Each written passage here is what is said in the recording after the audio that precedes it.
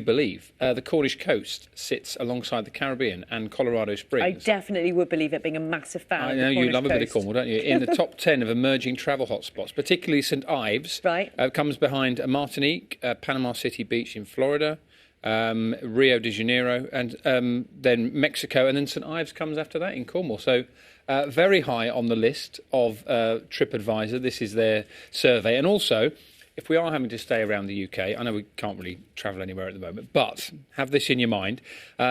Top 10 national parks in Europe, Yorkshire Dales, the Peak District and the New Forest are all in the top 5. Wow. And London, apparently, is the second most popular destination in the world. You had a lovely trip, didn't you, to London? Not recently. Just No. Ages ago. Last year, that week when it was ridiculously hot. I remember it There were well. hardly any tourists in London. Everybody who had second homes had gone away somewhere, so it was just us and the kids numpting about London for a bit. It was very nice. Do you know what? The Cornish coast is one of the things I miss the most. So, one day, hopefully, There we you can go. all So there's a back. bit of positivity there for you. I was going to play you some noises, wasn't I? I've got another. Go on, you do another. Okay, I've got another one for you. Now, how do you say the cheese Gouda? You Gouda or a Gouda? Anyone?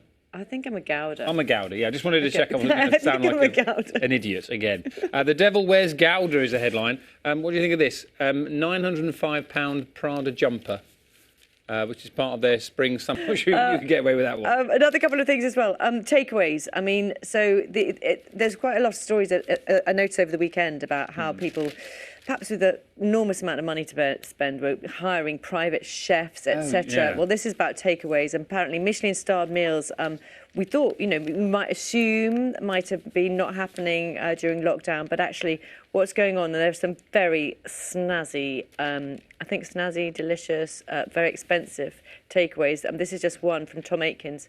A 3-course makeaway, £98 for 2 people, including house-made ricotta with balsamic pickled wild mushrooms, dried herbs, mushroom vinaigrette, 24-hour braised short rib. Am I making hungry?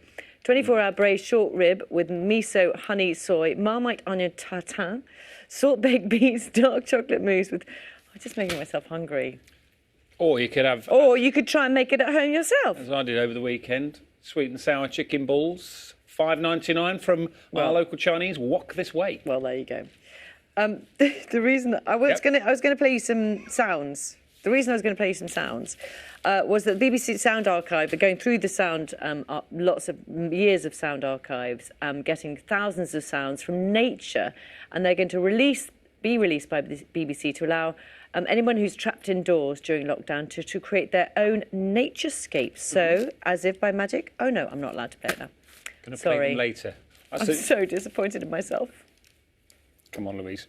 It's 19 minutes past 6. It's Tuesday morning, and it's just over a year since China imposed the world's first lockdown on the city of Wuhan. By then, coronavirus had been spreading there for several weeks, in which the Chinese government had insisted that everything was under control. A new BBC documentary, co-produced with PBS Frontline, has revealed the gap between what was happening on the ground, what Chinese officials and scientists knew, and what the world was told. Our diplomatic correspondent Caroline Hawley reports. Carol, thank you very much. We'll see you just after, what is it, going to be 7 o'clock. Thank you. You did lose track of time there, but yeah, it's so much fun here. I just lost track of time, Carol. Thank you. I'll tell you what the time is. It's 6:48, and pretty grim news for you this morning, because as the UK approaches the heartbreaking total of 100,000 deaths since the start of the pandemic, the impact of COVID-19 continues to be felt by the families of the victims, but also by those who help support them as they prepare to say goodbye. So, particularly for funeral directors, it has been an exhausting and emotional 12 months, as Tim Muffet has been finding out. BBC News, Kent. You just get a sense of how many people are having to work so hard with all of this as well. 6:52, you're watching Breakfast. Something completely different for you now, but equally something that I suppose is on lots of people's minds, because many of us hoped that at the end of the first lockdown, that would spell the end of the home haircut horror stories. Yep, but we are nearly 4 weeks into lockdown 3, and guess what? Bad Barnets are beginning to return. Breakfast Graham. Can I read you an email, right? I got an email this morning from Jim. Good morning, Jim. It's sent to the BBC Breakfast account. Says, "Dear Dan, what on earth have you done to your hair?" Well, I haven't done anything yet, Jim. That is what I said to him with 10 seconds to go before yesterday's programme. I was like, you can't go on like that. Anyway, so yeah, it is affecting haircuts. Breakfast Graham Satchell has revisited some of last year's best/worst haircuts and taken a look at the class of 2021. West, Dan and Lou. Thanks very much for that, Carol. We'll speak to you a bit later.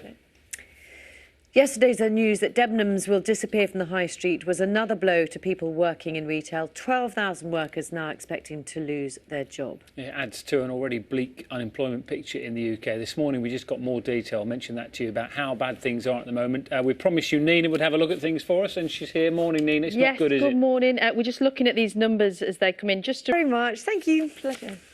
We are continuing our regular Lockdown Life series for you now. This is where we enlist the help of some familiar faces to get some advice, a few ideas to try and help us all get through the latest lockdown. This morning, we're speaking to trainer and performance coach Harry Jameson, whose clients include the Prime Minister, Boris Johnson. That chance of moving into another area can be really difficult, and we know that the job market already is swamped, and the reality is 10 million jobs have been furloughed. In the coming months, that job market's going to get even trickier. Really interesting to hear from him. Thank you. I don't think I've had enough Carol in my life this morning, Louise. No, let's have some more. Go on then. Morning, Carol. Hello. Good morning.